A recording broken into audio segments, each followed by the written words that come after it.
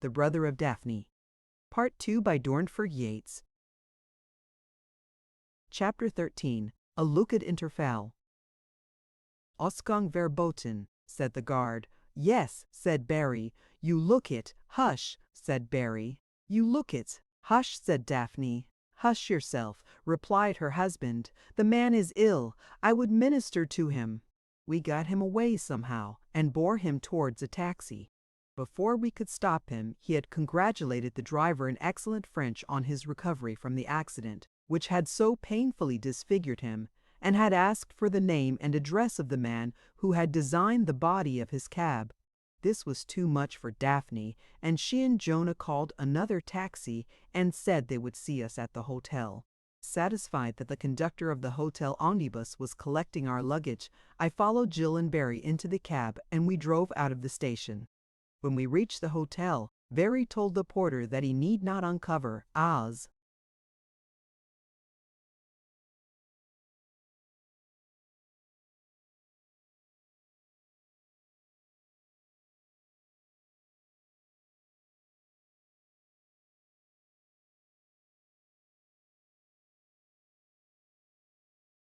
he was traveling incognito, and asked if Mrs. Playdell had arrived. Receiving a negative answer, he gave the man 5 marks and asked him to be very careful as to the way he lifted the cat's basket out of his wife's cab. Then he suffered himself to be conducted to the sitting room which I had engaged on the first floor. 5 minutes later, Daphne burst into the room. "What on earth's the matter with the people here?" she demanded.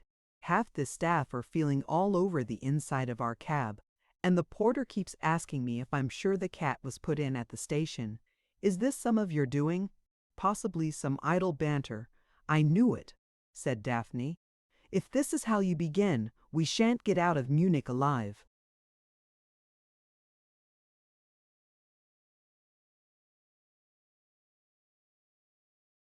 Why we had chosen Munich is not very easy to tell.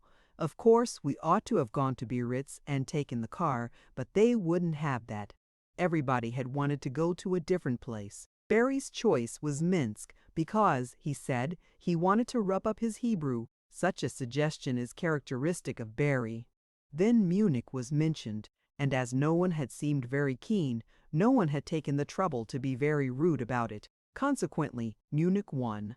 A day or two after our arrival, one of Wagner's triumphs was to be given at the Opera House, and, amid a scene of great excitement, Barry secured 4 tickets. I say 4 because I mean 4. I have never appreciated opera and was all along reluctant to go. But when I found that the show began at 4:30, I put my foot down and reminded the others of the daylight saving bill. With gusto, they retorted that I had been to more matinees than they cared to remember. I replied that for a theater to begin at 4:30 was out of all order and convenience, and that as an Englishman and a member of a conservative club, I was not.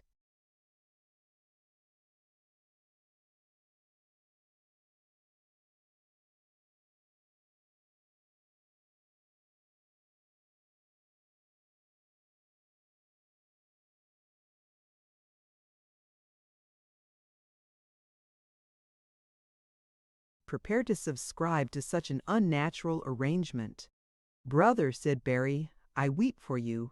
Not now, but in the privacy of my chamber I often weep great tears." "Friend," said I, "your plain but honest face belies your words. You don't want to see the opera any more than I do. And now you're jealous because tomorrow I shall sit down to dinner comfortably while you are trying to remember which of the sandwiches have mustard and praying that the lights won't go up till your mouth's empty." To the consternation of the assistants in the library, Barry covered his face with his hands. "He thinks it decent to revile me," he said weakly. "Where is my wife, my helpmeet?"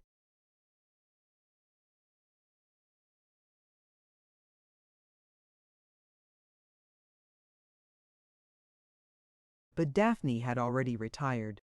As I left the shop, an American lady approached Barry and told him the way to the English chemist. At 5 the next day, it began to rain. I was in Maximilian Street at the time, admiring the proportions of the thoroughfare, and ready for anything. The rain suggested to me that I should take a taxi to the Rumpelmayers of Munich. A closed one was crawling by the curb opposite to me, on the far side of the road. I put up my stick, and it slowed down. I crossed to it, spoke to the driver, who scowled at me, seemingly because I approached him from the road and not from the pavement. Munich is very particular, and got in. As I sat back in the dark corner, the opposite door opened. The light of the offside lamps showed me two big brown eyes, a dear puzzled face, half wondering, half wanting to laugh, and a row of white teeth catching a red upper lip that trembled in a smile.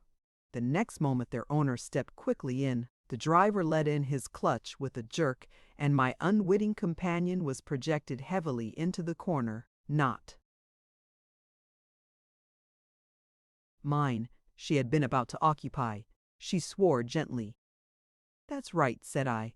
She jumped properly. "Good heavens! I'm so sorry, but I'm all right," said I assure you. Young man of gentlemanly appearance, Harrow and Oxford, terms moderate, bathroom and domestic offices, possession early in June. Get out of my cab at once. Will send photograph if required. Whose cab?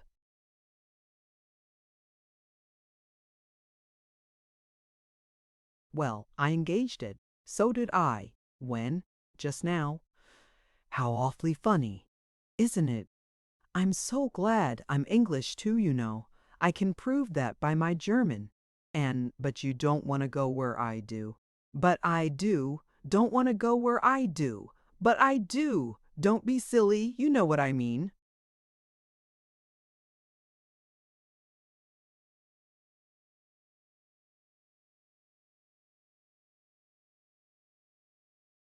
At this moment, the off hind wheel of a big limousine, which was passing us, caught our near front wheel.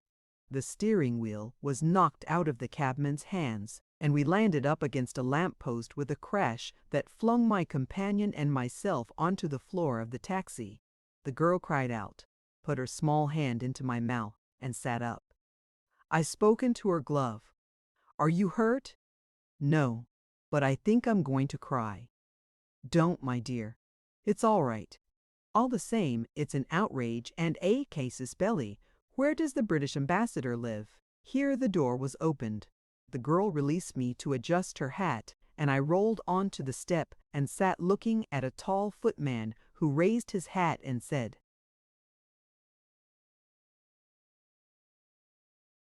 something in German. The next minute a lady appeared. She began to speak in German, then, "Oh, you are English," she said. I rose and bowed stiffly. "Yes, madame, I have that honor. I am so very sorry. I do hope you are not hurt." "I am only shaken, thank you." She looked into the cab. "My dear," she purred, "I am so terribly sorry. I hope you were not hurt either." "I cannot say no, I'm all right, thank you. I'll get out."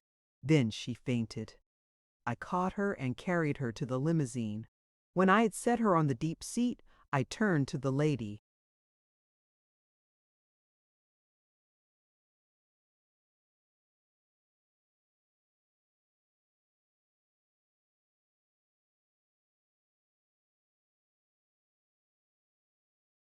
"I do not know where she lives," I said. "We have only met casually." "A physician?" she queried. "Had she better?" "I don't think it is a case for a doctor. She has only fainted. Perhaps I will attend to her. And when we get to the opera house, my maid," she turned to the footman and seemed to tell him to stay behind and see to the cabman and the police, who had come up. Then she stepped into the car, and a moment later we were slipping silently up the street. By the lights in the car, I could see that our friend was a handsome woman of perhaps 38. She was almost entirely enveloped in a magnificent sable coat. Her head was bare. The great thing about her was her exquisite voice. While her fingers were busy about the girl's hat and throat, the latter opened her eyes. Then she sat up and put her hand to her head.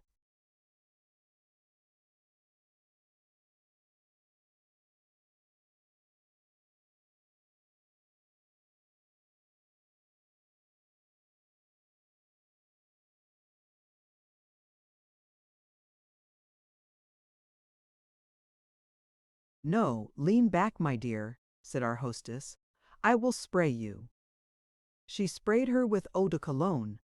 That's lovely, said the girl with closed eyes. Thank you so much.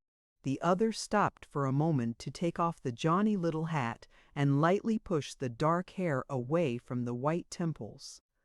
The girl thanked her with a smile. Then she started up again. Oh, but where is? She saw me and stopped coloring. He is here in the car. She closed her eyes once more, and the color had faded from her cheeks before she spoke again. Where are we going? She said.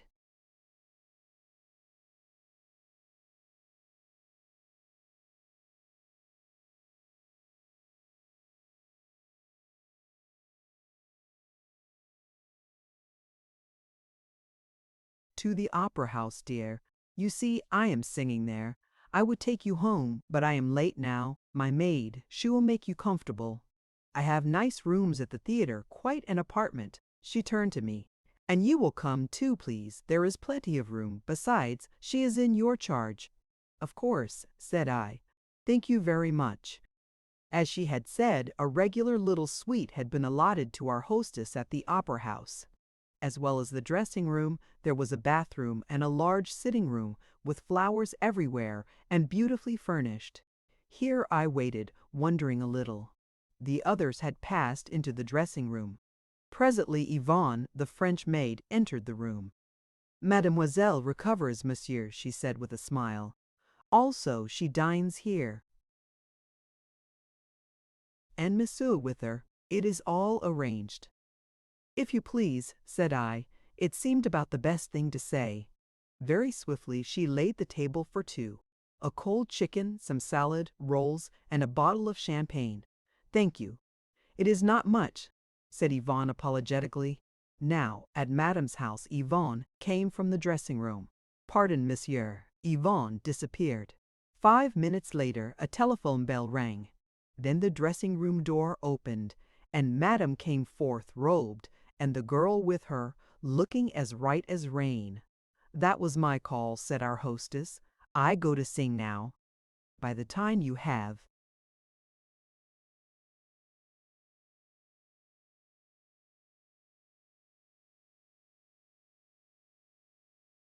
finished, I shall be back, and then, later, if you would like to sit in a box for a little while, it will be quiet for you both. Come, Yvonne. She swept out of the room. Yvonne closed the door behind her. I like her, said I. She's a dear, said my companion. I like you too, said I. She swept me a curtsy. It was silly of me to faint. You did it so sweetly. This'll teach you not to take other people's taxis. On the contrary, would you like to give me some chicken? I should like. Yes? She looked at me straight in the eyes. I walked to the table and took up the knife and fork. Yes? I looked at her, smiling gloriously now. Oh, I'd like Barry to see us now. She came across and laid a hand on my shoulder.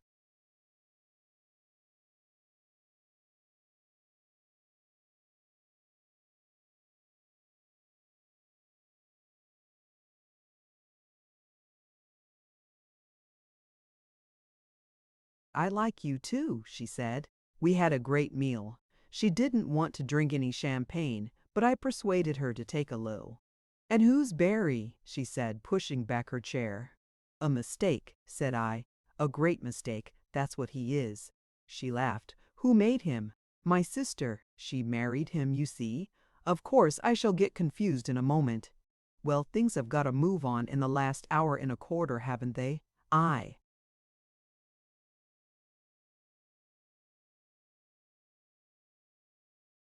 mean to say, at 5 o'clock, you found a stranger in your taxi. 5 minutes later, you were smashed up. Now you're in a prima donna's room at the opera house, eating a cold collation. Collation is good, isn't it? Awfully? Where did you hear it? I frowned. I came out top in dictation last term. Indeed, genius and madness do go together, don't they? You are mad, aren't you? Raving, my dear. I've been certified for 2 years come, Amber. Out on license under the new cock and bull bill. You know, And your petitioners will ever pray. I suppose you do have lucid intervals.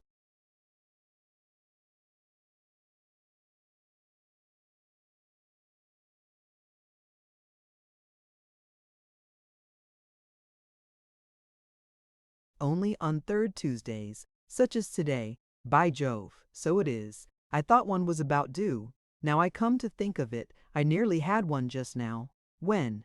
When you asked me what I should like.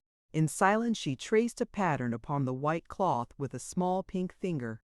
I watched it and wondered whether her eyes were smiling. I couldn't see them, but her mouth looked as if it wanted to. Then, I think you'd better tell me when the interval's coming, she said quietly. One usually goes out.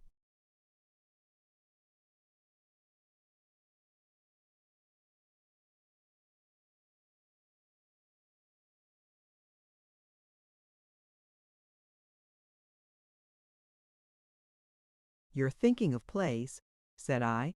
Between Acts 2 and 3, 10 minutes and the safety curtain.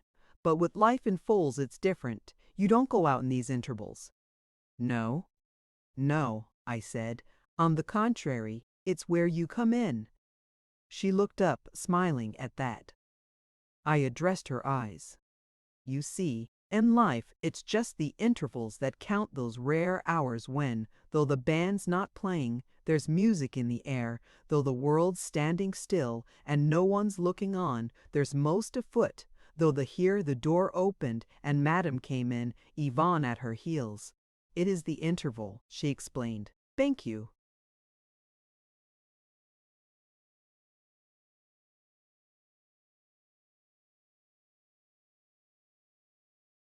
Oh, but she was in fine fettle, was Madame. My voice is good tonight. It is you two that have helped me. You are so young and goodly. And I have a box. The royal box, they are not using it. You see, if you would like to hear the rest of the opera. Yes, but you must come back and say good night to me afterwards. Our murmured thanks she would have none of. Supper and a box was little enough. Had she not nearly killed us both an hour ago? But now I shall sing to you, and you will forgive me. I am in voice tonight. Is it not so, Yvonne?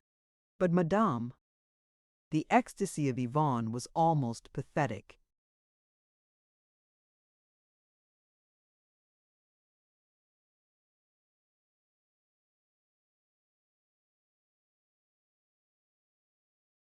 The ceremony with which we were installed in the royal box was worthy of the regent himself, but then Madame was a very great lady. The lights in the house did not go down for a minute, and I peered over the rim of the balcony to see if I could locate Barry and Co. Suddenly I saw Jill and Barry next to her. He was staring straight at the royal box and his face was a study. He must have seen me come in. Then the lights died, and the curtain went up. The singing of Madame I cannot describe. It was not of this world, and we knew her. We were her friends. She was our hostess. To the house, she was the great artiste, a name to whisper, a figurehead to bow before. For us, we were listening to the song of a friend. As she had promised, she sang to us. There was no mistaking it, and the great charm of her welled out in that wonderful voice. All the spirit of melody danced in her notes. When she was singing, there seemed to be none but us in the theater, and soon no theater, only us in the world. We two only stepped by her side, walked with her, understood.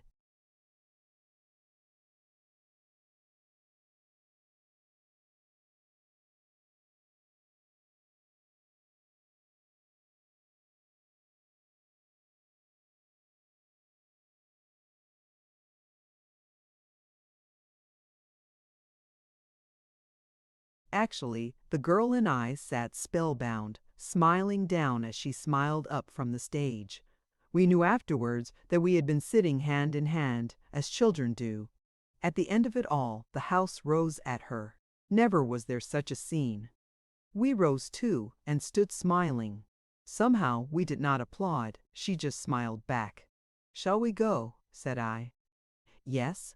As I turned to the door, I caught sight of 4 faces looking earnestly up from the stalls. I bowed gravely. An attendant was waiting in the corridor, and we were escorted through the iron door the way we had come. Madame sat in a deep armchair in the sitting room, her hair all about her shoulders. She looked tired. Virtue had gone out of her. "Ah, my dears," she said. My companion kneeled by her side and put her arms round her neck. Then she spoke and kissed her. I do not know what she said. The other held her very close for a moment, then looked at me and smiled. I raised her hand to my lips. "I cannot say anything, madam. It is all said. We have spoken together for the last half hour. Is it not so?" "It is so, madam." After a little my companion said we must be going. "He will see me to my hotel," she said. "I do not like letting you go," said our hostess, "but I take long to dress. My car shall carry you home and return for me. Yvonne, see to that. Yes, there will be."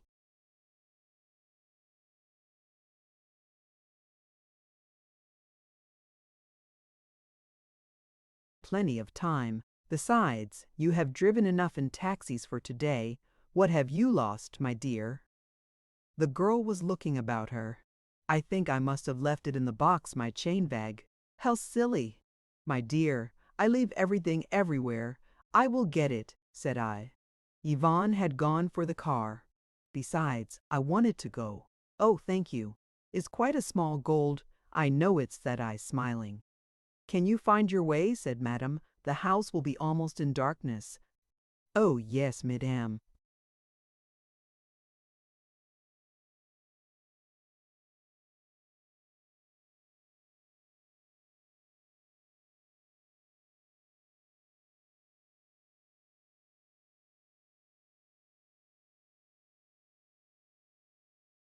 A moment later, I was in the corridor beyond the iron door.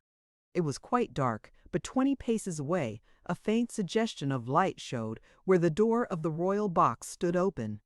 When I reached it, I saw that a solitary lamp was burning on the far side of the stalls. After glancing at it, the darkness of the box seemed more impenetrable. I felt for the little gold bag on the balcony, on the chair, on the floor. It was nowhere. I stood up and peered into the great dim auditorium, wondering whether I dared strike a match. Fearing that there might be a fireman somewhere in the darkness, I abandoned the idea. The sudden flash might be seen, and then people would come running, and there would have to be explanations. I went down on my hands and knees and felt round her chair and then mine, and then all over the box. Just as I got up, my right hand encountered something hard and shiny. Clearly, it wasn't what I was looking for, but out of curiosity I stooped to feel it again. I groped in vain for a moment. Then I put my hand full on the buckle of a patent leather shoe. As my fingers closed about a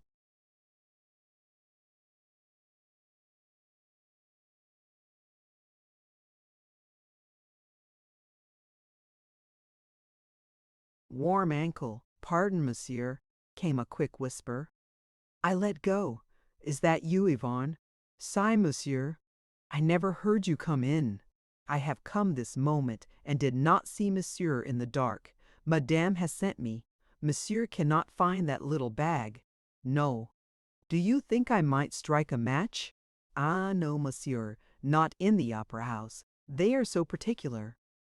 "I see, at least I don't, and that's the trouble." However,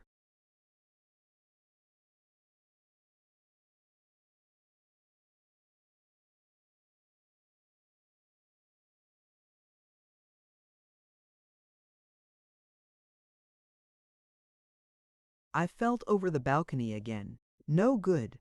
"Where did mademoiselle sit, monsieur? Where are you?" I groped in the direction of the whisper and found an arm. "In that chair there," I said, guiding her to it. "Here, monsieur.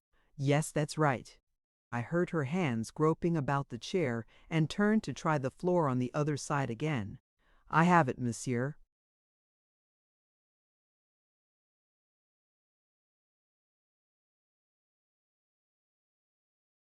"Well," said I could have sworn I'd felt everywhere round that chair."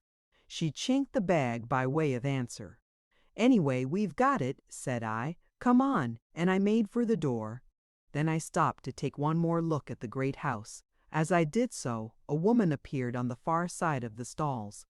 She paused for a second to glance at herself in a mirror immediately under the solitary electric light. I recognized Yvonne. Then she passed on. Neither of us spoke for a moment. Then, "Why did you say you were Yvonne?" said I. "Yvonne is my name, too. Were you afraid I might have a lucid interval?" "Perhaps."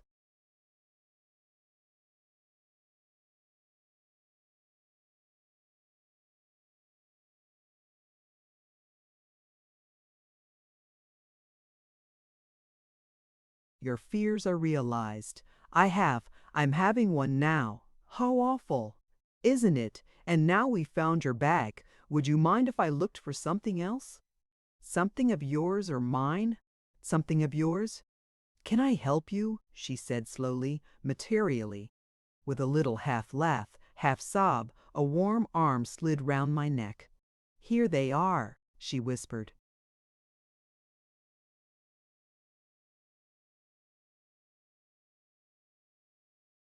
Madame would not let us go till Yvonne had returned from the manager's office with the offer of a box for Thursday.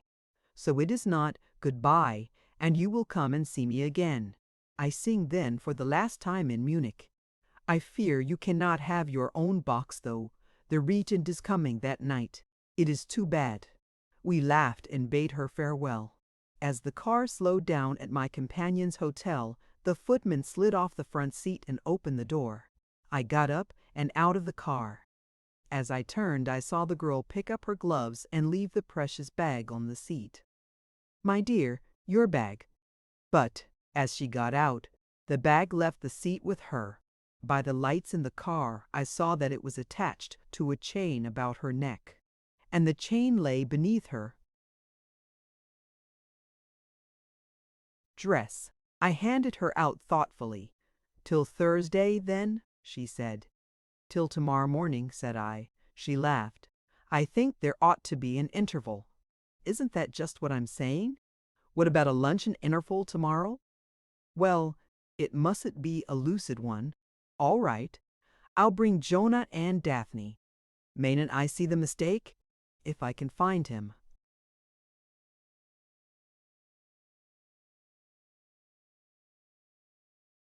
"Goodbye, goodbye," I say. She turned, one small foot on the steps.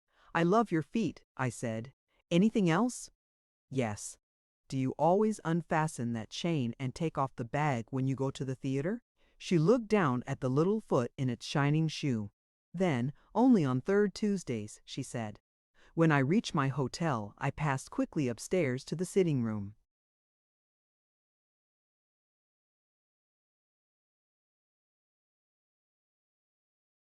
"Here he is," said Daphne. "Come along, darling, and have some supper and tell us all about it." "Supper," said Barry. "Woman, you forget yourself. You are no longer on the joy wheel. My lord has dined."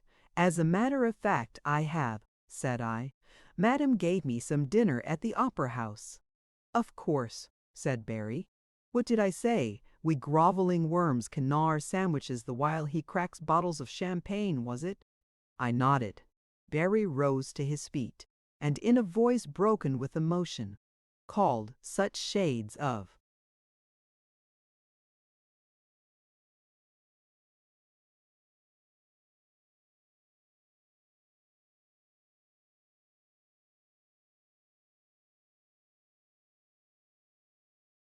his ancestors as are on night duty to witness. "Henceforth," he said, "I intend to lead a wicked life. Blackpool conservative, no change," said Jonah. Barry ignored the interruption. "Virtue may have its own cakes and ale. I dare say it has. What of it? I never see any of them. Vice is more generous. Its patrons actually wallow in champagne. For me, the most beastly sandwiches I ever ate, and an expensive stall. For him, dinner with the prima donna and the royal box. By the way, who did the girl mistake you for? One of the attendants or the business manager?" "Who was she?" said Jill. "I don't know." "Rot," said Jonah.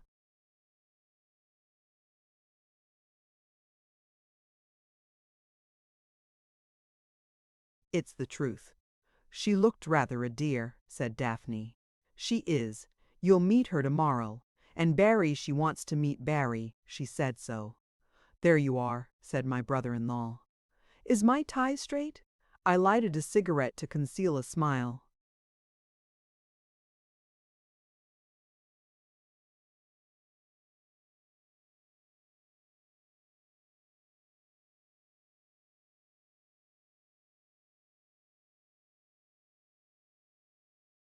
Chapter 14. A Pireviki. When I had adjusted the cushions, I sank into the chair and sighed. What's that for? Said Daphne. Sin, said I. Whose? That of him who packed for me at the Blas this morning. A sin of omission rather than commission, though he did put my sponge bag into my collar case, I added musingly. They're both round, you see. Still, I pass that by. But what do you really complain of? Said Jill.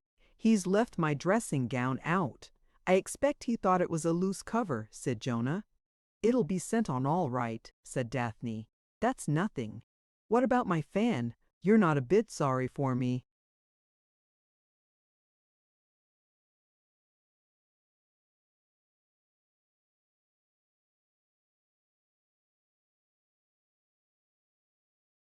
About that, I have already been sorry about it. I was sorry for you on Friday just by the sideboard. I remember it perfectly.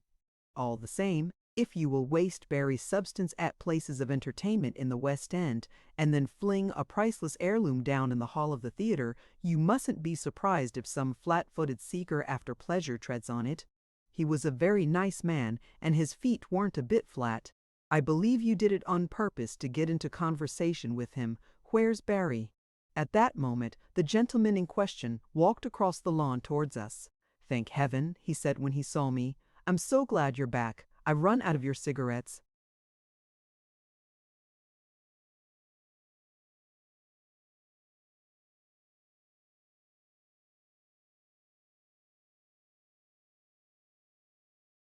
I handed him my case in silence. It's curious, he said, how used one can get to inferior tobacco. Tea appeared in cereal form. After depositing the 3-storied cake dish holder, or whatever the thing is called, with a to-be-completed air, the footman disappeared, to return a moment later with the teapot and hot water. As he turned to go, "Bring me the tray that's on the billiard table," said Barry. "Carry it carefully." "Yes, sir." Without moving, we all observed one another, the eyes looking sideways. You see, the tray bore a jigsaw. When I had left on the previous Saturday for a weekend visit, we had done the top right-hand corner and half what looked as if it must be the left side. Most of this we had done on Friday evening, but artificial.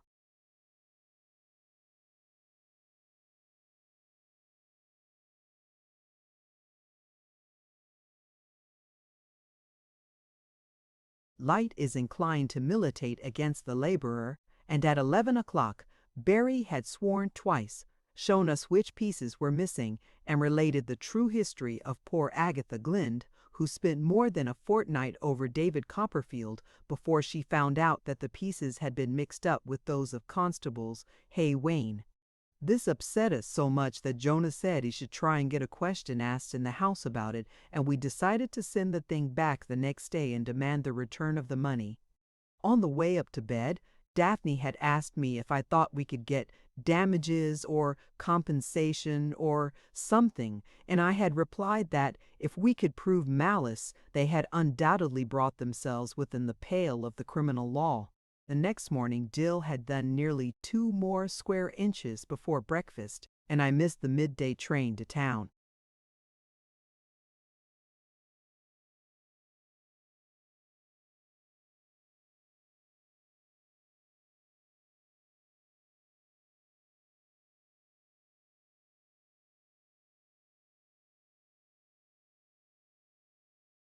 "Hello, you have got on," I said as the man set the tray and its precious burden gingerly on the grass in our midst.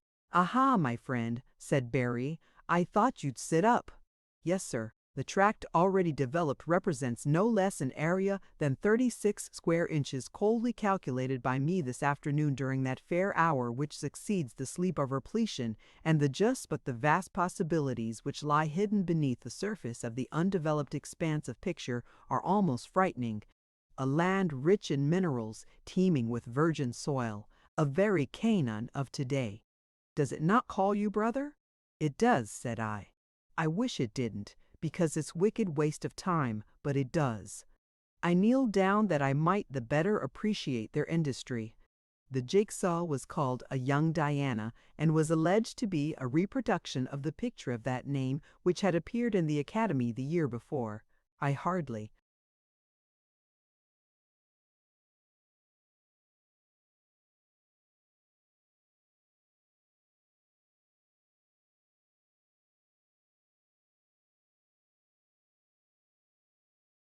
remembered it.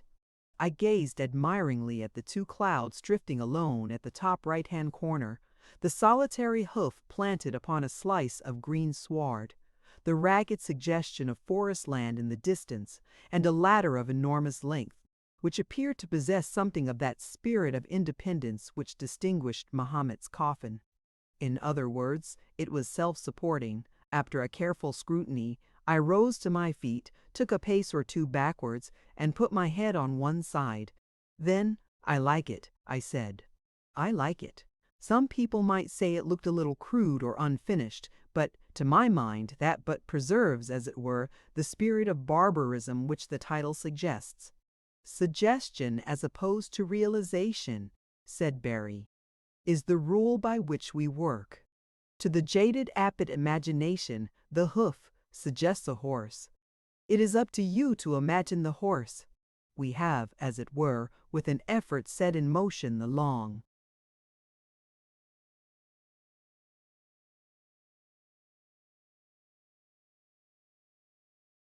unused machinery of your brain. It is for you, brother, to carry on the good work. Please pass out quietly. There will be collection plates at both doors. You're not to touch it yet, said Daphne. I want to talk about abroad first. If we're really going, we must settle things. Of course we're going, said Barry. I ordered a yachting cap yesterday. What's that for? Said Jill. Well, we're not going to fly across the channel, are we? Besides that, supposing we go to Lucerne part of the time? What about taking the car? Said Daphne. It's expensive, said Barry moodily, but I don't see how else we can satisfactorily sustain the flow of bloated plutocracy which at present oozes from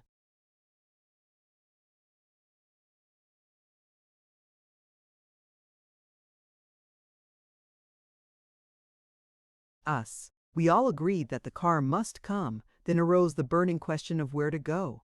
In a rash moment, Jill murmured something about Montenegro. Montenegro? Said Barry with a carelessness that should have put her on her guard. Yes, said Jill. I heard someone talking about it when I was dining with the Bedells. It sounded priceless. I had a sort of idea it was quite small and had a prince, but it's really quite big, and it's got a king over it, and they all wear the old picturesque dress, and the scenery's gorgeous. And if it was wet, we could go to the Kursaal, said Barry. No, not Kursaal. It's like that, though. Casino.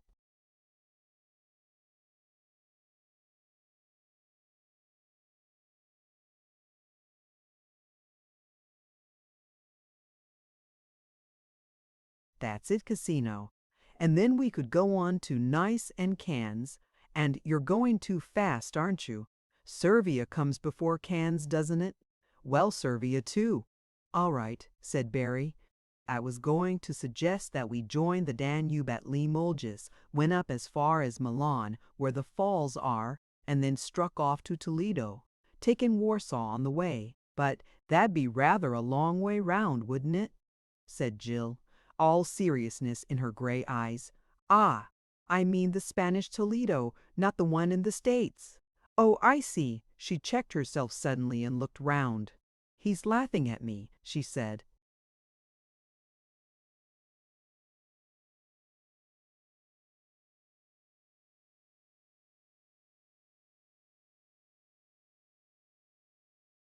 What have I said wrong? If anyone asked me where we should be without our Jill, said Barry, I couldn't tell them. When we began to discuss the tour in good earnest, the argument proper began. I had suggested that we should make for Frankfurt to start with, and Daphne and Jonah rather favored Germany. Barry, however, wanted to go to Austria. It was after a casual enough remark of Jonah's that the roads in Germany were very good that Barry really got going. The roads good? He said. That settles it, say no more. The survey, which is after all the object of our holiday sick, will be able to be made with success. If we start here once, we shall be able to get the book published by Christmas, Road Surfaces in Germany, by a hog.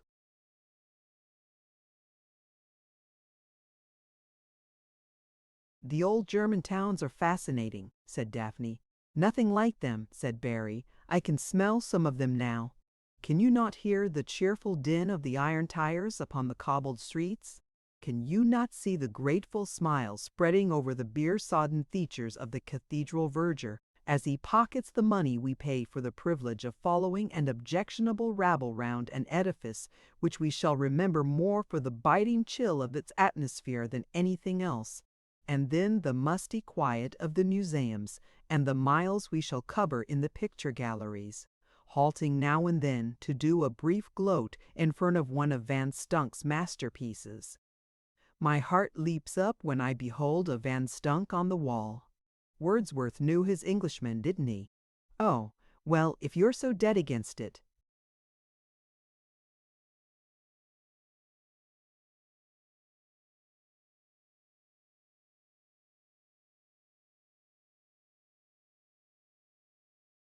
Against it, dear. How can I be against it? Why, we may even be arrested as spies. There, he looked round triumphantly. Who shall say that the age of romance is dead? Let us go forth and languish in a German jail. Think of the notices we shall get in the papers. We'll give our photographs to the Daily Glass before we start. I expect we shall see one another in the chapel on Sundays, and I shall write to you in blood every day, darling, on a piece of my mattress. The letters will always be in the top left-hand corner of the steak pudding. Don't say I didn't tell you where to look. We shall be able to talk, said I. By rapping on the wall, I mean. Certainly. Once for the letter A, twice for the chambermaid, 3 times for the boots. In the meantime, Jonah and you will each have removed a large stone from the floor of your cells by means of a nail which he found in his soup. Say you work 16 hours out of the 24 you ought to have burrowed.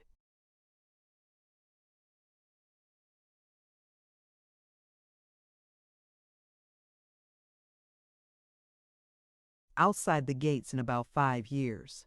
Jill shuddered. Austria would be rather nice just now, wouldn't it? She ventured. We could go high up if it got hot, of course, said Daphne slowly. And the air's nice. I'll find out what we do about shipping the car on Friday, said Barry. I must have been tired, for I never heard the tea things taken away. When I opened my eyes, Barry and Co. had gone. I looked at the jigsaw and began to wonder what had waked me. First of all, said a quiet voice, I take 5 3/4. Do you think you can remember that?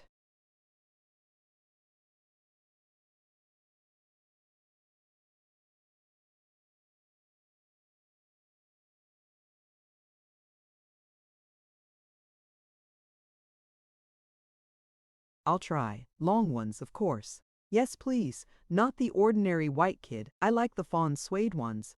With pleasure. And now, please, can I be shown over the house? I turned and regarded her, sitting easily in a chair to my right, and a little behind me. She was holding out to me a slip of paper. I took it mechanically, but I did not look at it. Don't move for a minute or two, I said. You look absolutely splendid like that. She smiled.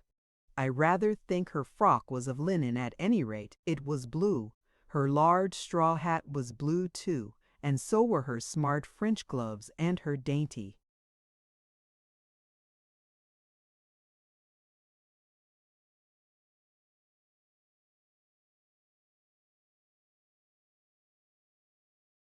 shoes. Her ankles were very pretty, but her complexion was the thing.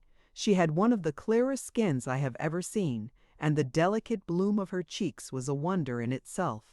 I could not well see her eyes, for she was sitting with her head thrown back, her gloved right hand behind it, holding down the brim of her hat, and as she was looking at me, and not up into the sky, they were almost hidden by their lids.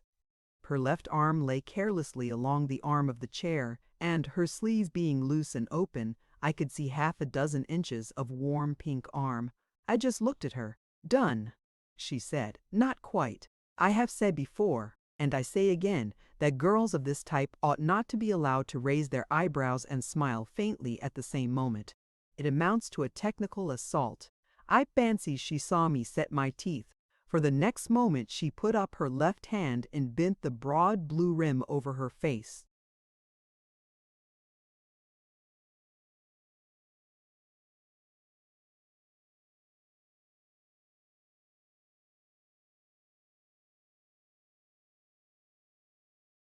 "Early closing day," she said. I contemplated her ankles in silence. After a minute, "Well?" said my companion from behind the brim. "I hate it when the blinds are down," said I. "But what?" "Happily they are only short blinds." In other words, just as the ostrich, when pursued, is said to thrust its head into the sand, believing, "And now, please, can I be shown over the house?" I glanced at the order to view which he had handed me. It referred to the Grange, which stood in its own grounds about half a mile away. Its lodge gates were rather like ours. The same mistake had been made before.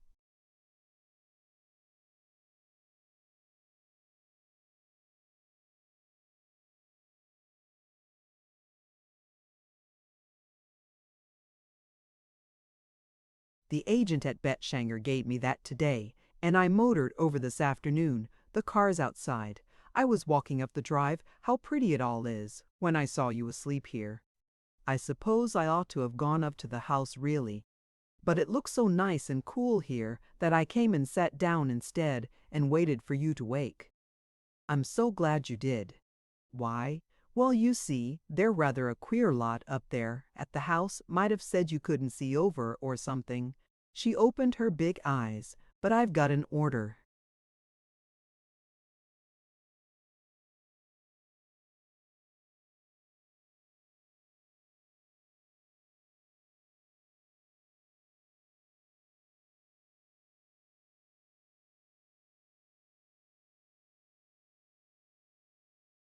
That's the worst of it. They'll take orders from no one. Once they caught sight of it, you would have been blindfolded and led back to the village by a circuitous route. Nonsense. It's a fact. But I'll show you round all right. Anything I can tell you about the place before we move? She regarded me suspiciously. Then, "Is there a billiard room?" she said. "Certainly. And a table complete with 3 balls, one of latest model slate bed, pneumatic cushions. Be careful of the top one. It bust the other day. The butler had pumped it up too tight."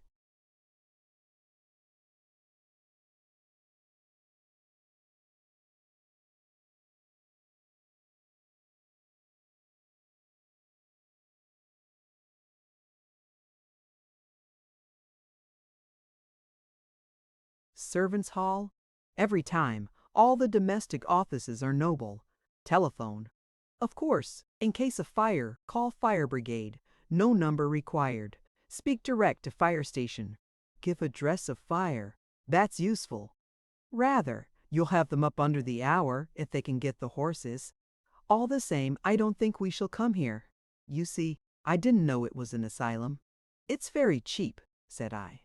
I can do it at 10 guineas a week without the inspection pit, that is.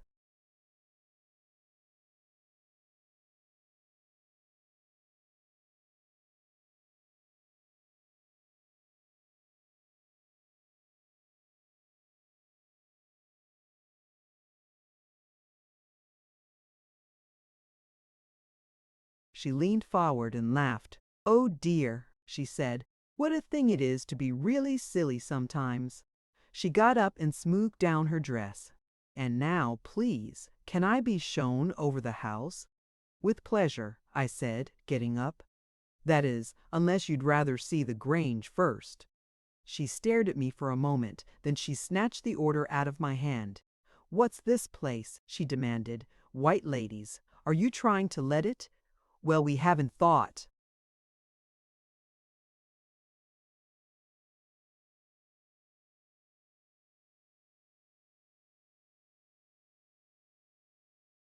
"And you've let me sit here all this time, making a fool of myself, when you knew perfectly well. 5 3/4, was it?"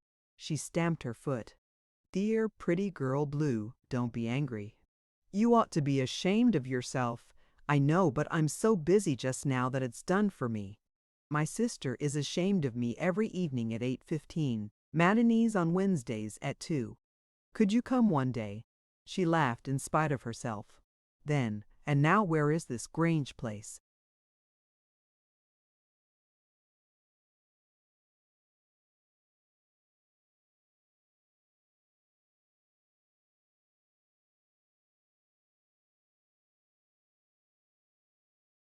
"Next but one on the right, but it looks rotten in the evening." "It's only just 5. Besides, they had measles there last May, stacks of them." "Stacks of what?" "Measles. One of them escaped one day, and was brought back by the village corner boy. He said he'd have kept it, only he hadn't got a dog license. But the Grange has got a ghost, hasn't it? And I love ghosts. The Grey Lady, my dear, she's gone. Always used to walk the back stairs on third Fridays, and one night the servants left the lights on. She gave notice the next day. Wanted a change, I think. You see, she'd been in one place nearly 200 years. Besides, the stairs were bad."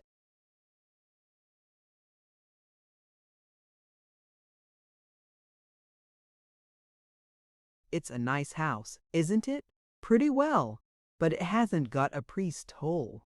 "What does that matter?" "Well, where are you going to keep the Gorgonzolas?" She leaned on the back of a chair and began to laugh helplessly. Presently, "You wretched man," she said.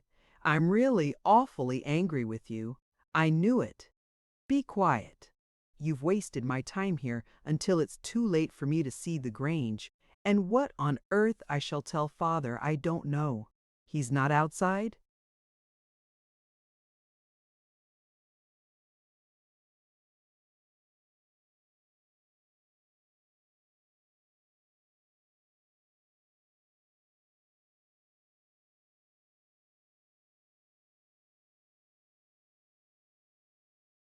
"In the car?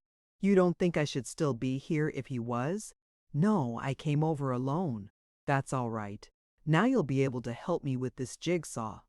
She gave rather a good gasp at that. "Girl Blue, please. You've heaps of time, because if you'd gone to the Grange, you wouldn't have got away yet. And it's a nice jigsaw, quite one of the family. Eats out of your hand, I suppose?" "Rather, and sits up and barks for Baldwin and all the rest of it. A Young Diana's it's called. Appeared in last year's Academy, and but she was down on her knees on the lawn, staring at the tray by now." I joined her, wondering a little.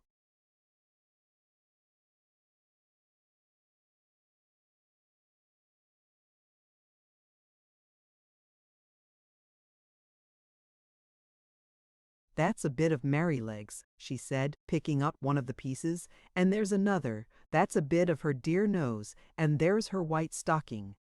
Look here, we'll do her first." I sat down on the turf and looked at her. "Either," I said slowly, "either you're a witch, and that isn't allowed, or else you've had to learn this picture some time as a punishment." She laughed. "I sat for it," she explained. "That's all." It was my turn to gasp. "It's hanging in the dining room at home now. Come along. There's a bit of my habit. Keep it with Merrylegs. I'll fit them together in a minute." I took off my coat, kneeled down beside her, and began to receive Merrylegs piecemeal. When she had picked out all of the mare, she cleared a little space and began fitting the bits together at a rate that was astonishing. Then she turned her attention to the background.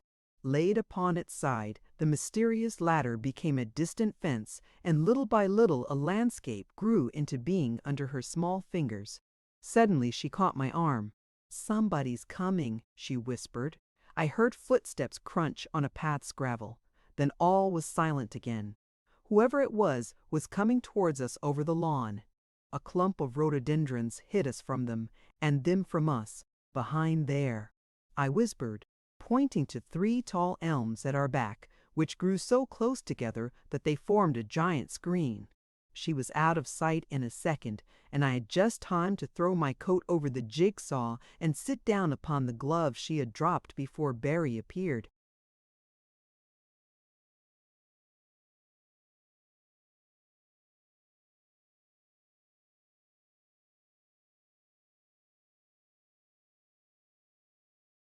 "Hello," he said. "Hello," said I. "What are you doing?" "Doing? Yes, you know, executing, performing, carrying out. Go away," I said. "You are trespassing upon a private reverie. Didn't you see the notice?" He shook his head. "You have, as it were, burst rudely open the door of the brown study in which I am communing with nature and 1 or 2 of my imagination's friends. Kindly apologize and withdraw, closing the door as you go."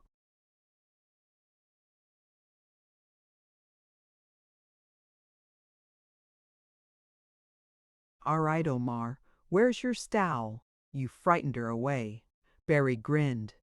"Heard the pattering of my little feet, I suppose." "Yes." She wouldn't believe it was only footsteps, but let that pass. If she were to hear the same noise, forgive me retreating, she would probably return. "Really think so?"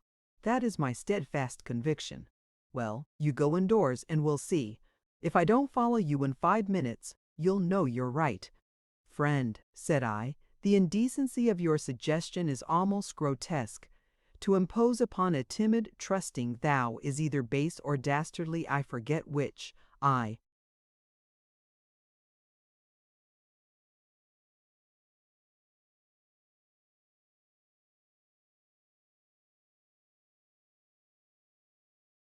am glad none of the others were here to hear what I feel sure to have been but a thoughtless, idle word. I shan't say anything about it, so no one, except you and me, will ever know. And even if I cannot ever forget, I shall come to forgive it in years to come. Time will heal the wound, brother.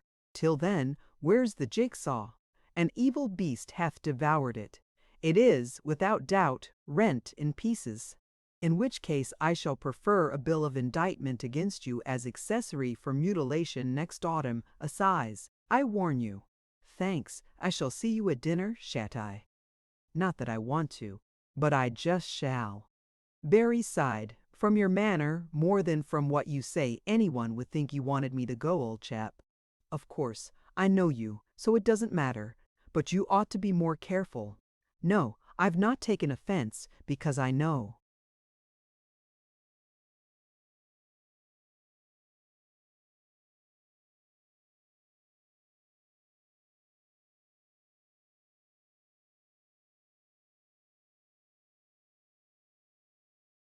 None was meant, but I'm going to go just to teach you a lesson. Yes, I am. Give my love to Val, won't you? Certainly not. She's had 1 shock already this afternoon. Oh, was today the first time she'd seen you? He strolled back to the house. When I heard his footsteps on the gravel again, I got up and peered through the rhododendrons. I watched him go indoors and turned to see the girl once more on her knees by the jigsaw. I kneeled opposite her and watched her at work. After a moment she glanced up and met my eyes. "You'll see the picture better from this side," she said. "Which picture?" "Round you come."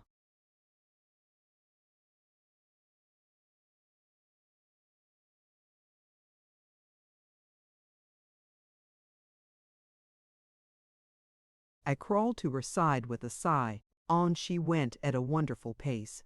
Old elms rose up in the background. A splash of red and brown resolved itself into a sunny farm, and 4 pieces which Barry had recognized as water went to make up a sheltered haystack. When it was nearly finished, she leaned across me and looked at my wristwatch. "I'll just have time," she whispered half to herself. "Only just." "And you speak." "Yes, I did. I said damn, and I'll say it again." She leaned on my shoulder and laughed for a second. Then, I'm sure you wouldn't find that in the Rubaiyat.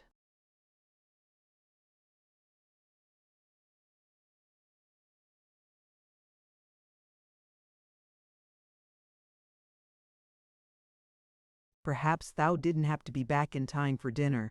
She fell to work again, but I could see she was smiling. The loose pieces left were very few now. A tuft of grass fell into place. A wisp of smoke stole out of the farmhouse chimney. A quick-set hedge sprang up in the distance. Landscape and sky merged on the horizon, and the thing was done. She sat back on her heels and regarded it for a moment. Then she slipped sideways onto the lawn, smoothed down her frock, and looked at me. "Not bad, is it?" she said. "It's sweet. You ought to see the original." "I have. That's why I love it. I shall have it framed and keep it in memory of this."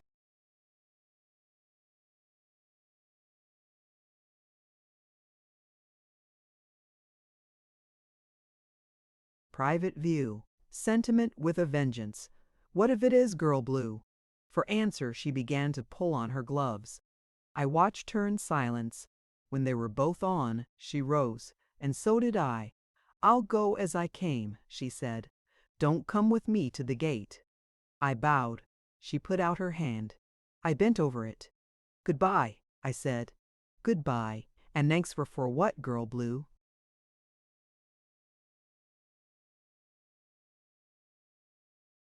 For not asking any questions, I smiled and turned away. Then I kneeled down suddenly and kissed the face that looked up out of the picture, the face that would have meant nothing 2 hours before, the face that looked out into the clear breeze and over the open country, the face that, "As this is quite a private view," said the original, speaking very slowly, "and as tomorrow you won't be able to—" I didn't hear the rest of the sentence. Before I had finished my second cigarette, Barry, Daphne, and Jill came round the bank of rhododendrons. "Why, boy," said Jill, "have you been here all the time?"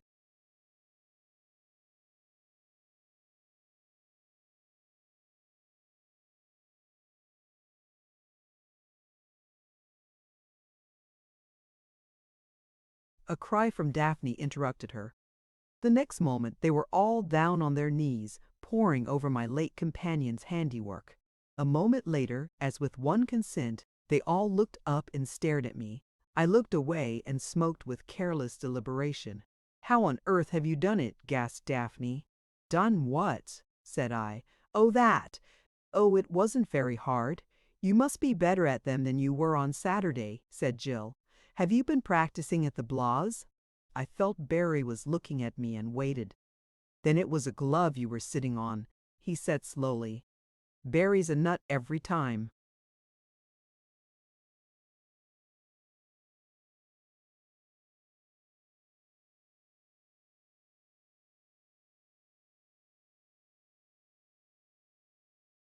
It was the first week in October, and we were back in town. They were all out but me.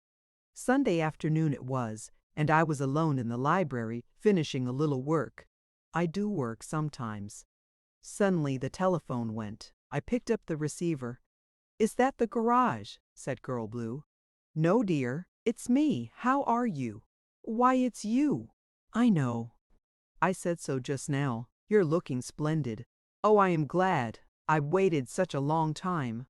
"You must thank the exchange, not me. Don't rub it in."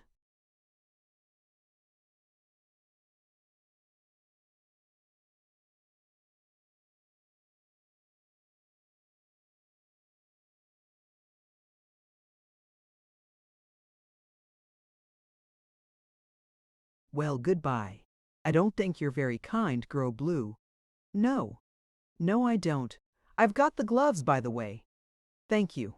I'll send them to you, care of Charing Cross Post Office, if you like, unless you'd rather I buried them 6 paces due east of the 14th lamppost on the west side of Edgware Road."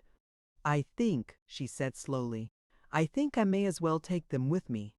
"Certainly, madam." "Sign, please, but when, dear?" "Well, I shall be at the Albert Hall next Friday. Girl Blue, I don't suppose you're going, but perhaps you could send him by someone who, under what symbol shall I meet her? Wait a moment.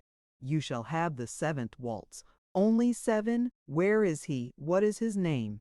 You heard what I said, and we'll meet under mistletoe, said I. Goodbye, goodbye. Oh, Girl Blue, I forgot to say.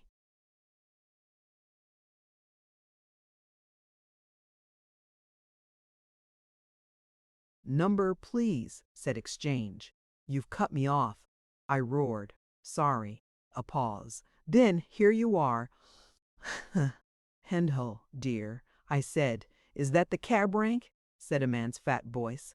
No, it isn't, said I. And you've got an ugly face and flat feet, and I hate you. Then I rang off.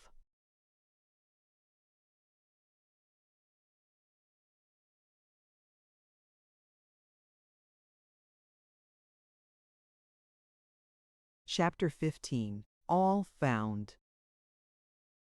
I had seen her but once before, and that was at the Savoy on New Year's Eve. She had been with her party at one table, and I with mine at another. And in the midst of the reveling, I had chanced to look up and into one of the great mirrors which made a panel upon the wall. There I had seen the girl, sitting back in her chair, smiling and fresh and white-shouldered, in a dress of black and gold, her fingers about the stem of her goblet. Not talking, listening rather, to the words of a man at her side, whose eyes were watching her smiling lips somewhat greedily. He had red hair, I remember, and a mustache brushed up to hide a long upper lip. And as I looked, she also had looked up, and our eyes had met. There and then I had raised my wine and toasted her of the looking-glass. The smile had deepened. Then she had raised her glass and drunk to me in return. That was all. And when Barry had leaned across the table and asked, "Who's your friend?"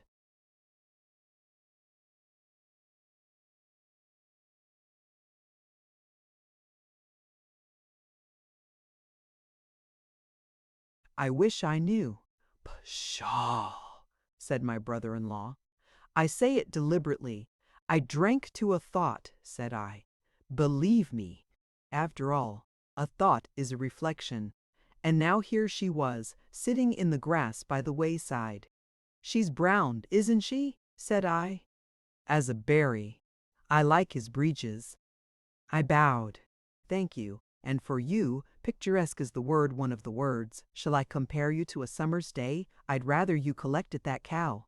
She's getting too near the river for my liking. I'm looking after the deers. Are you? Said I. But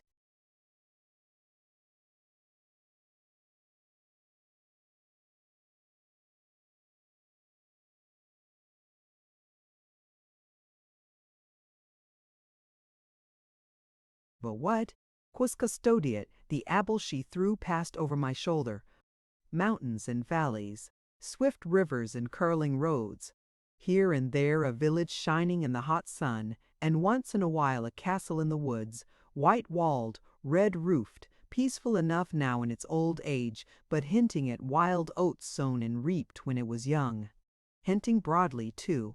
At nights shaken with the flare of torches and the clash of arms, at oaths and laughter and the tinkle of spurs on the worn steps, at threats and bloodlettings and all the good old ways, now dead, out of date, and less indebted to memory than imagination. And then at galleries with creaking floors, at a Racine the rustle of a dress, whisperings too, and the proud flash of eyes, hands lily-white, whose fingers men must kiss, and in the eyes mirror themselves. But these things are not dead. Old-fashioned wrath is.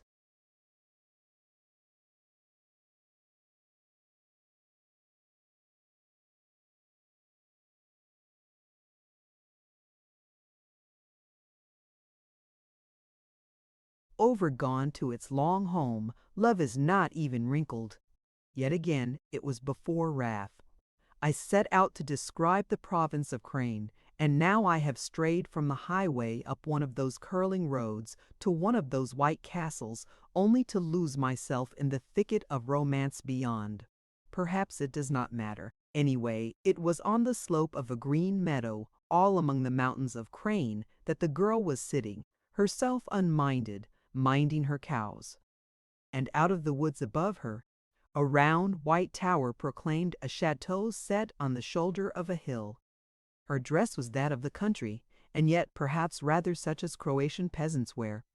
All white linen, embroidered ever so richly, cut low and round at the neck, and with the skirt falling some 4 inches below her knee. Short sleeves, a small white apron, and over her thick, fair hair, a bright red kerchief. But her stockings were of white silk, and small black buckled slippers kept the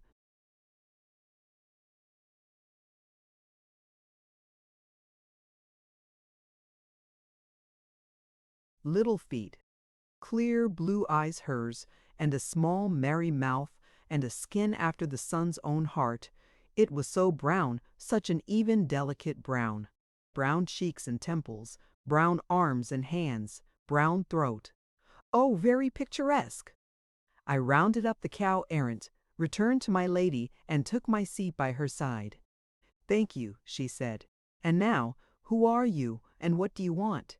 "My name," said I, "is Norval, and I want to know the way to the pageant ground, and when does your scene come on? It is a nice dress, isn't it?" She rose and stood smoothing her frock and apron. "Sweet, only you ought to have bare brown legs. My dear man, this isn't the Garden of Eden." "No, some other paradise, I suppose. Old Omar's, perhaps. Besides, I forgot. Dolls never go barefoot, do they?" "Dolls? Yes. Aren't you the great big beautiful doll they sing of?" She threw back her head and laughed at that, pleasedly. Then she began to sing softly, "Oh, you beautiful doll, you great big beautiful doll." We finished the verse together, the cows watching us with big eyes. "I think we're rather good," said I, when it was over. "I know we're both mad," said she, "and I don't feel a bit like singing really either."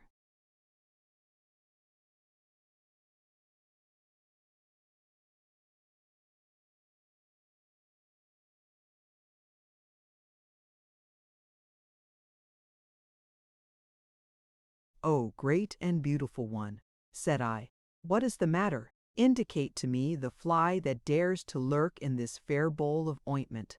She looked away over the river. "Then, after all, it's nothing to do with you." "Nothing whatever," said I.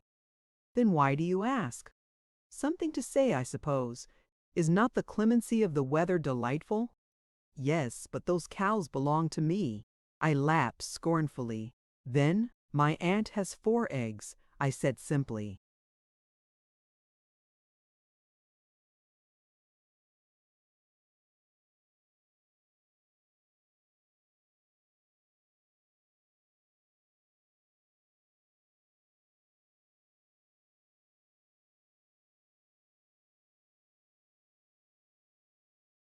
She turned away, ostensibly to pick a flower, but I saw her shoulders shaking. At length, "There is a pig in the grass," she said. "Its name is Norval." "The doll is on its hind legs," I replied, getting up. "As for me, is it not that I shall have been about to go? Adieu, mademoiselle, or au revoir, monsieur." "That's better," said I. "And now, what's the trouble, my dear?" "Well, it was about the chauffeur. You see, she was spending the summer here in the chateau." Yes, the chateau above us, white on the hillside.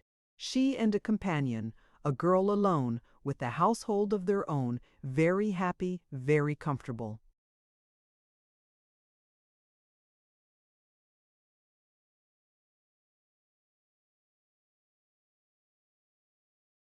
We are really, you know. Don't think we're suffragists. Truth is, I'd got about sick of men and thought I'd take a rest. I heard of this old place to be let furnished, came to see if it was half as nice as it sounded, and never even went back to England to collect Betty. Just couldn't leave it. Betty followed post haste with the servants and heavy luggage, and the parrot, I hazarded. No. Oh, the linen and everything. I'd got the car with me. We've been here nearly 2 months now, and I love it more every day. Don't miss men a bit, either. This last in an inimitable tone, half nonchalant, half defiant. I expect they do most of the missing. Thanks awfully. However, I may tell you the family's been rather narky.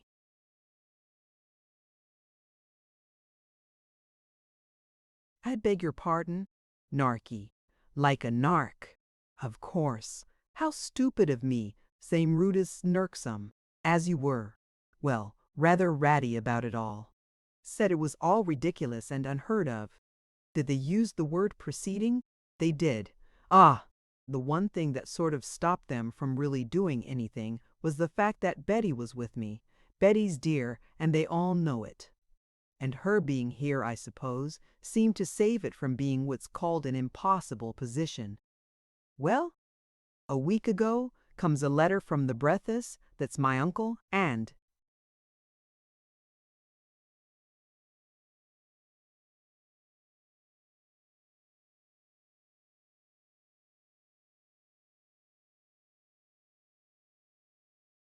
saying they're motoring through Austria to Italy and are going to stay a night at Leifnick on the way. Would like to run over and see me, as they understand Savovich, that's me, is only 30 miles away. All very nice. Sweet of them, I agreed. Isn't it? Only 3 days ago, Betty gets a wire to say her mother's ill and she has to bolt for the night train to Paris. Yes, so that Uncle dear mustn't come to Savovich at any price. If he does, Betty's absence becomes apparent and the good old impossible position arises at once. Consequently, I send a nice letter to the one hotel at Leifnick to await arrival, saying the road's so bad and hard to find that I'll come over to them instead of their coming here.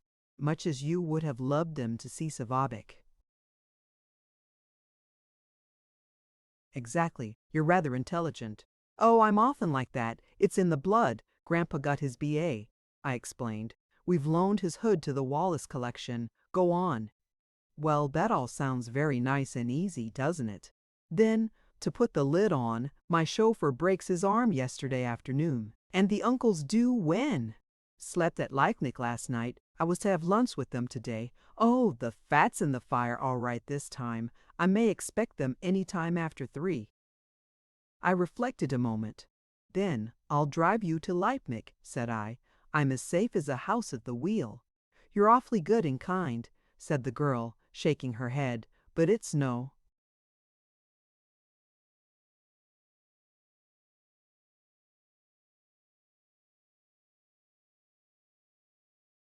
Good. Think. How on earth would I explain you? It is unnecessary to explain a chauffeur. Oh, but you can't. Certainly I can. At any rate, I'm going to. Come along and get changed, mistress. I scrambled to my feet. If you'll show me the way to the garage, I'll be looking over the car. What is she, by the way? And where does your late chauffeur keep his boots? Are you an angel? Said the girl, getting up. Who told you? Said I. The boots were much too big and the gaiters a little small. Still, they did. A long dust coat came down over the tops of the gaiters, making the uniform unnecessary. I took the cap to wear when we reached the town, gloves near enough. It was a big, open car, and all the way to Leifnick the girl, looking priceless in a fawn-colored dress, sat by my side. We went like the wind. After a while, he drives well, said my companion, half to herself. Thank you, beautiful doll. I should say, madam. Is that right? Quite, thanks. How are the boots? A bit spacious. I'm afraid I've lost one of my toes already. You poor man. Which one?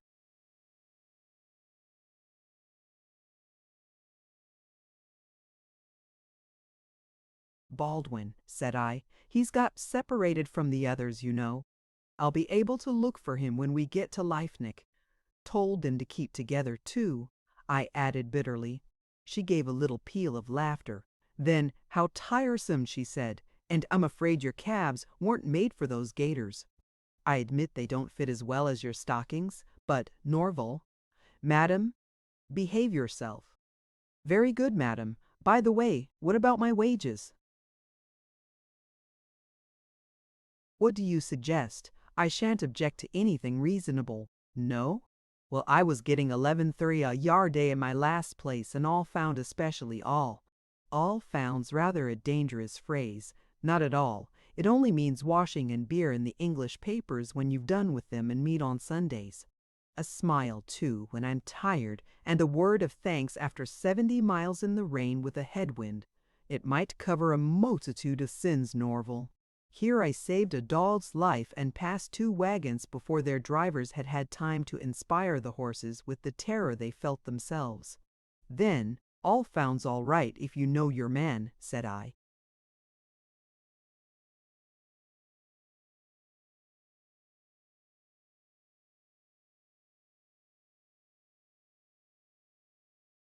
But I don't. I caught her laughing eyes in the windscreen, and straightway drank to them from an imaginary wineglass. She smiled gently, and the eyes looked away with the look that sees at once not at all and yet farthest. She was gazing down the vista of memory. Then it's a compact, I said quietly, sealed with a drink. I never drank to you this time, Norval. Yes, you did, said I. Only with thine eyes, doll beautiful. You forget yourself. I remember you. You were wearing a black and gold dress. Sweet you looked. She turned away and pointed to a church we were leaving on our right.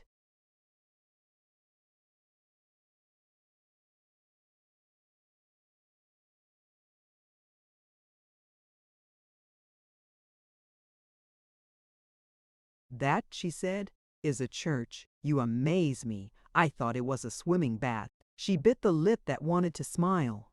To return to you, who are my mutton? I wish this road wasn't so narrow. I can't look at you except in the screen. We first met in a looking-glass. True, but now I want something more tangible. Betextes civdius. At glance down. At any rate, I've got your feet, bless them. I shall compose a sonnet to them, beautiful doll. And I'll write an epic about yours. 5 minutes passed. How's the epic going? Said I. I've only done 4 lines. Let's have them. The beetling beetle-crushing balks of boots crashed on their thunderous way, while men-at-arms who knew no fear shuddered and crossed themselves, and little children whimpered with affright too fierce for tears. Very good, said I. Now you shall have mine. I thought they were stars, and I know they were shining, but so brightly, the daintiest things that were ever created. They danced on my heart from the moment I saw them, but so lightly, that while they were there my heart became.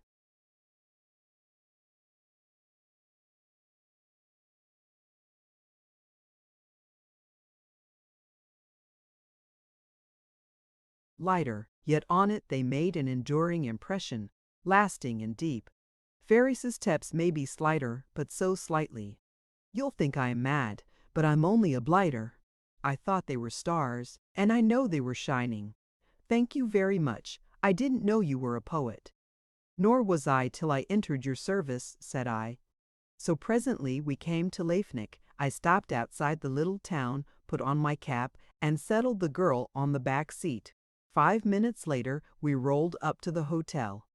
On the steps stood a stout man with a serious face, looking suspiciously at the cigar he had just lighted. "Hello, Uncle Dick," said my mistress.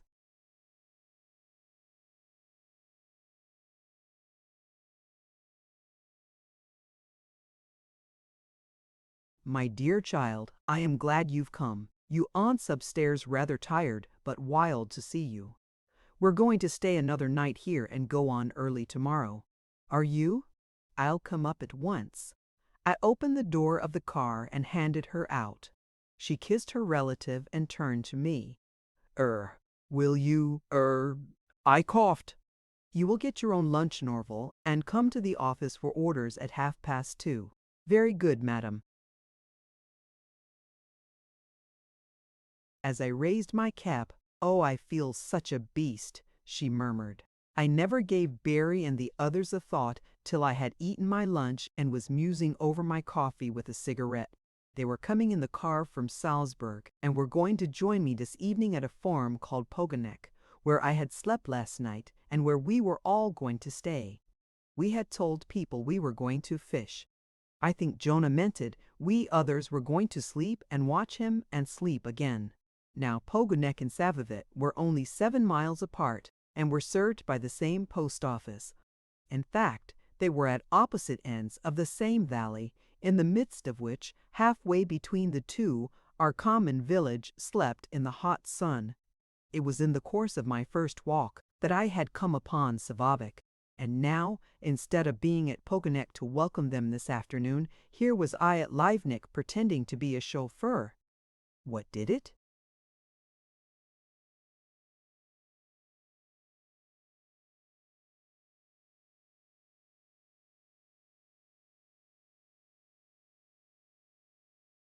Matter. I should be back that evening. Only 7 miles. At 2:30 I was at the office, and at 3:29 my lady appeared in the hall. I went to her, cap in hand. She turned and walked to a little lounge place out of sight of the office. I followed her there. For a moment she did not speak.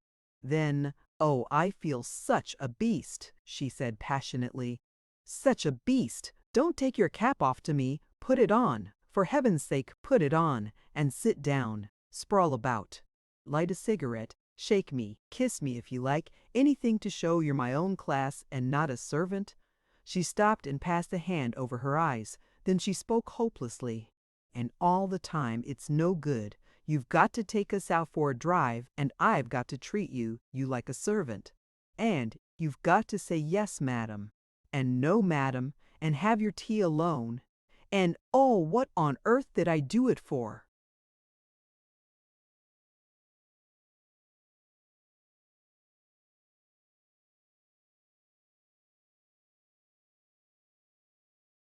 She was on the verge of tears.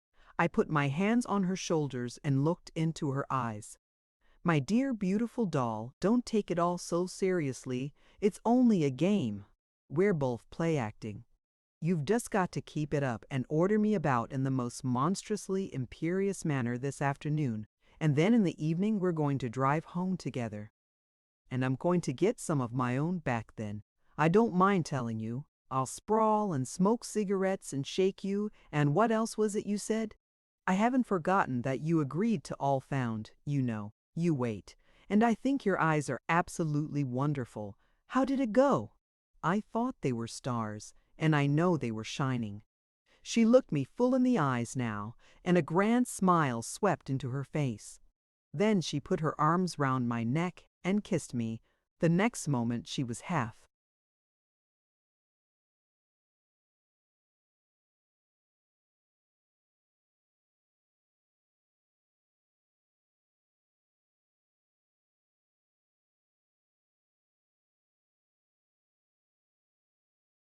Way up the broad stairs.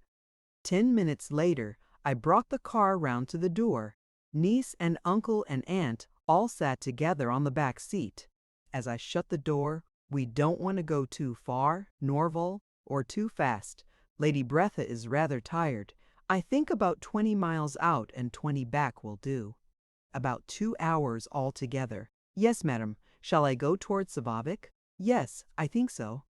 We had done our 20 miles out, and I was looking for a place to turn the car when I caught sight of Poganek below us in the valley by road some 3 or 4 miles away. Then suddenly for the first time a terrible thought flashed into my mind. We were on the very road which Barry and the others must take, coming from Salzburg. Supposing we met them. Here the road broadened, so I slowed down and, in response to a nod from my mistress, proceeded to turn round. I accomplished the maneuver as in a dream, and ended by stopping the engine. This brought me to my senses. As we started off again, I became cooler. After all, very likely we should not meet them. The chances were against it, and if we did, I could accelerate and push by them before they knew where they were. Again, here we swung round a corner, and there, 50 paces away, by the side of the road in the hot afternoon sun, stood our car, my car, Barry and Call, Scar. The bonnet was open, and Jonah's head and hands were inside it. Daphne sat still on the back seat, while Jill was sitting on the bank, a posy of wild flowers in her hand. Barry leaned easily against the side of the car, his hat over his eyes, watching Jonah at work. From his attitude, he appeared to be offering idiotic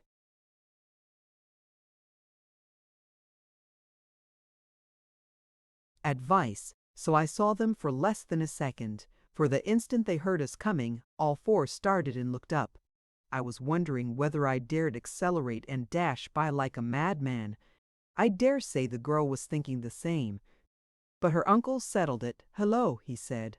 "Fellow motorists in trouble? English apparently too. Wonder if we," and the worthy aunt, "put the lid on." "Why," she said, "if it isn't those nice children we met at the Europe at Salzburg, Dick." There was nothing to be done now. I just slowed down. Very slowly we drew abreast, and all the time till we stopped, I leaned forward and gazed at the four in turn, open-mouthed. They were bending my brows into the fiercest frown and laying my fingers on my lips. Then, "How thy do?" said Lord Bretha. Barry swallowed, said, "Arrow, how thy do?" and took off his hat. The next moment he had himself in hand. Daphne got out of the car, and Jonah and Jill came up. Greetings were exchanged between them and the Brethas, and my mistress was introduced. I sat as one in a trance. Then I heard the girls saying nervously, "I don't know whether my chauffeur can be of any assistance." I pulled myself together and got out of the car. There never was such a situation. The Brethas knew nothing and thought nothing. The girl, unaware that these were my own people, saw me being used and treated as a chauffeur by four strangers, while she looked on and got the thanks, and the thought made her writhe. Barry and the others found me about to call them sir and madam, and to serve them by mending my own car in the capacity of chauffeur to somebody they had never seen. And I wanted to burst.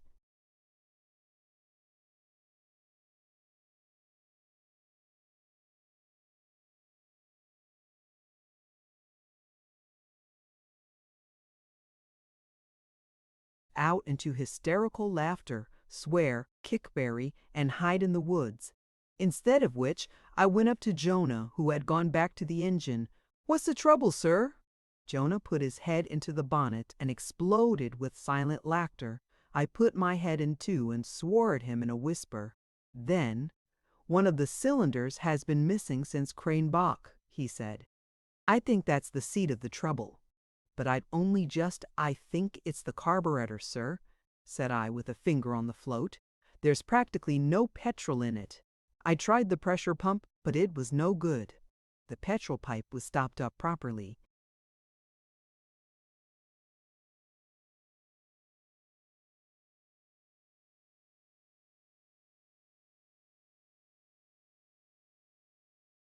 "You'll have to have the pipe down, sir. It's the only way." "How long will that take?" said Lord Bretha, who was standing on the other side of the car talking to Barry. "It's half an hour's job at least, my lord." "Oh, well, you'd better do it." Hadn't he, Dolly? We aren't pressed for time, are we, my dear? "Oh, no. That is, of course." "Please do everything you can, Norval." "Very good, madam." I got some tools out of the toolbox and began to take the pipe down. "Hadn't you better take your dust coat off, man?" said Barry.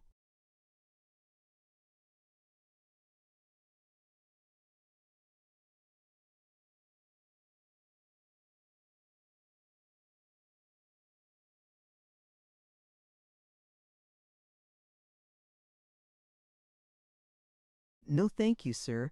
Barry turned to Lord Bretha, who had come to watch the operation. "All this comes through letting my young brother-in-law play about with the car," he explained airily. "No, really," said Lord Bretha. "Yes," said Barry. "He's done more damage the few times he's driven it than a skilled chauffeur would do in 5 years." "Dear me," said the other. "Knows nothing of the mechanism, I suppose?"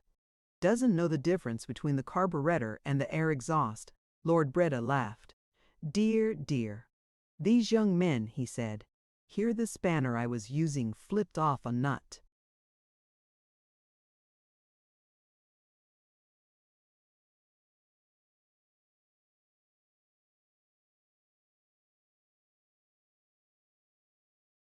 Gently, my man, gently, said Barry pleasantly. Yes, said Lord Bretha, be careful of the paint. I almost choked.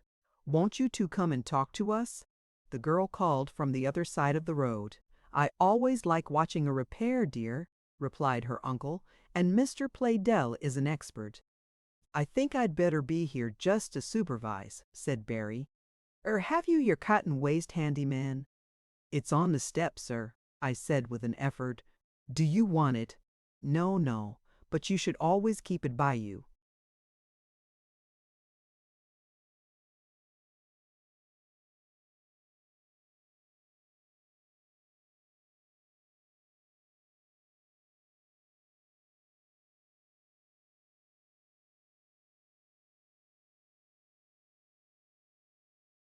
I wiped the sweat off my forehead.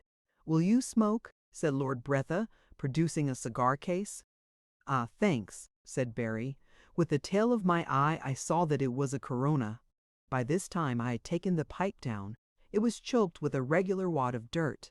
I remembered bitterly that, when I left them at Strasbourg, I had begged them never to fill up without a filter. So that was the obstruction, said his lordship.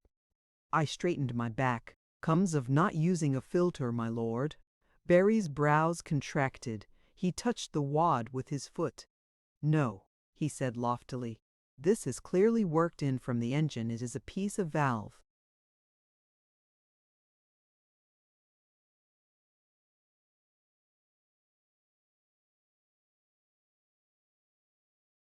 Packing. I sighed. Heaven only knows what he thought he meant. But old Bretha lapped it up, heavily. I began to replace the pipe. As I unscrewed them, I put the nuts on the step. Now one was missing. It had rolled off. Lost something? Said Barry. A nut, sir. I shall see it directly. Never put anything where it can roll off, man. When you are executing a repair, always lay your tools on the ground and mark the place. It's quicker in the long run. Found it? Yes, sir. Wipe it carefully before replacing it.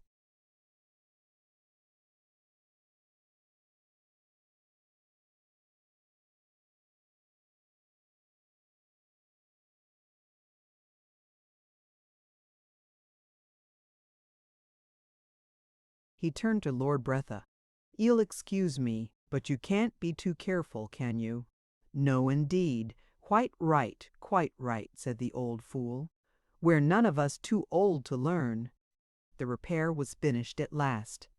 I started up the engine just to make sure she was all right, put away the tools, wiped my hands on a piece of cotton waste, and resumed my seat in my lady's car without a word.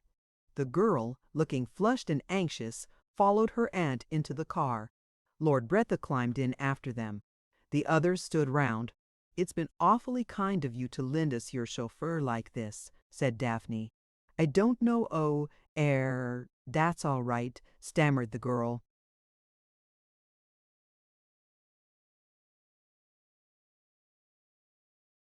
Only too glad, said Lord Bretha.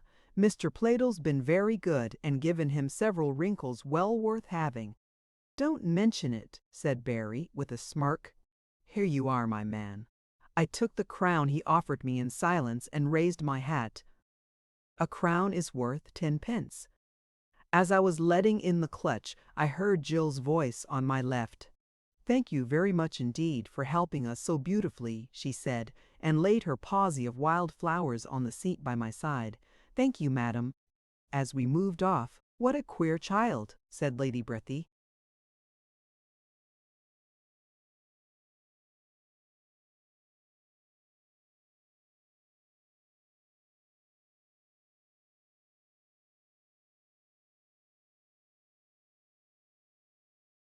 Two hours later, the girl and I slipped once more out of Leithnick.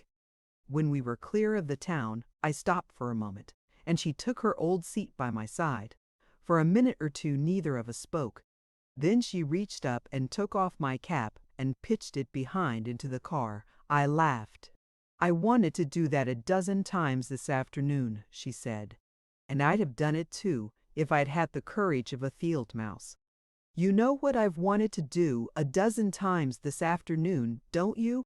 And these odious people, will you ever forgive me? If it's any consolation to you, I nearly died of shame, and I nearly punched Barry's head and spoiled it all. Berries!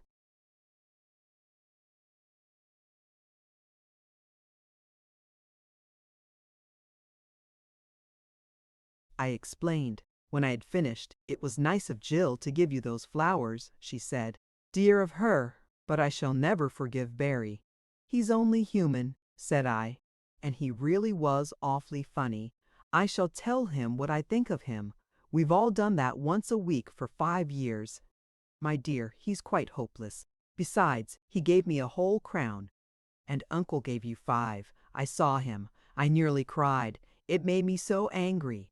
6 altogether, said I. I bought you some carnations with them. They're in the hood. Sweet of you, Norval. Coals of fire.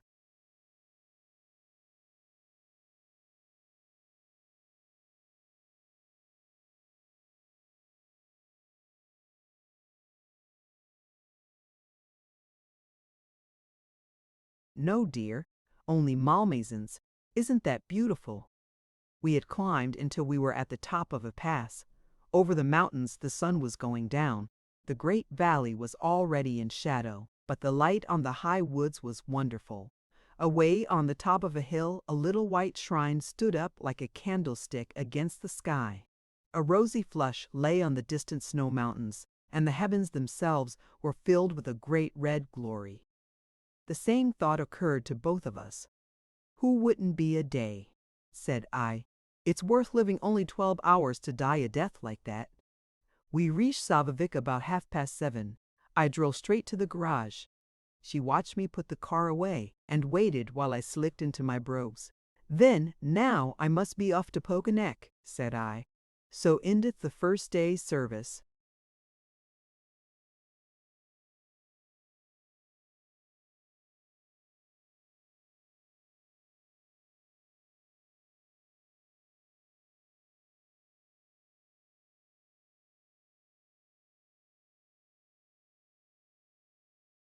And the last. I drew myself up. Am I dismissed then?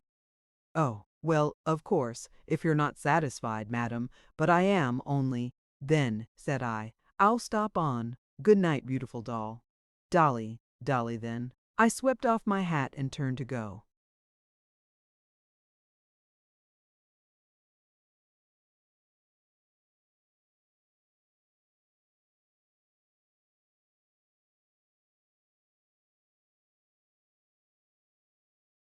Don't you want to shake me? Said Dolly.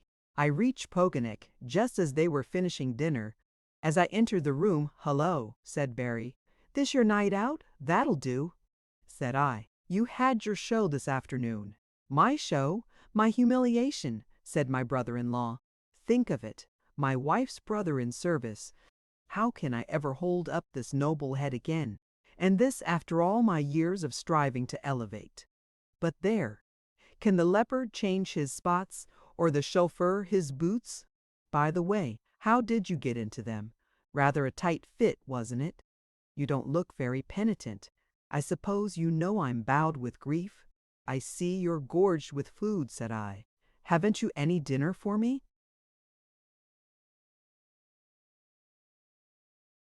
It's in a red handkerchief by the coach-house door, said Barry. Now you can go. I shan't want you any more tonight. Don't forget the hour wrinkle I gave you about the cotton waste. Fancy boy earning some money, said Daphne. What wages do get? 6 and 10 pence farthing a week, said I. And all found. That's a dangerous phrase, said Jonah. Might mean anything. Exactly, said Barry. It includes boots, we know. What else besides boots? Depends on the man, said I. It does, said Daphne. And that's why you've got to give notice at once. Notice.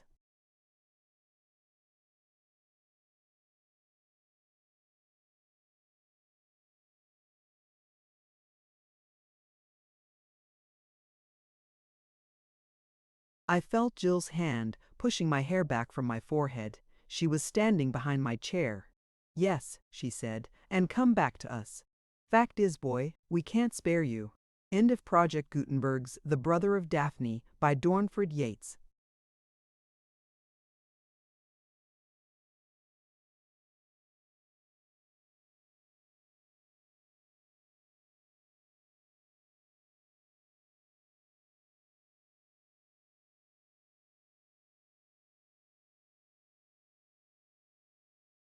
The end.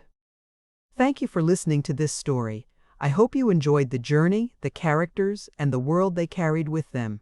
If you enjoyed this audiobook, please subscribe to the channel and leave a comment below.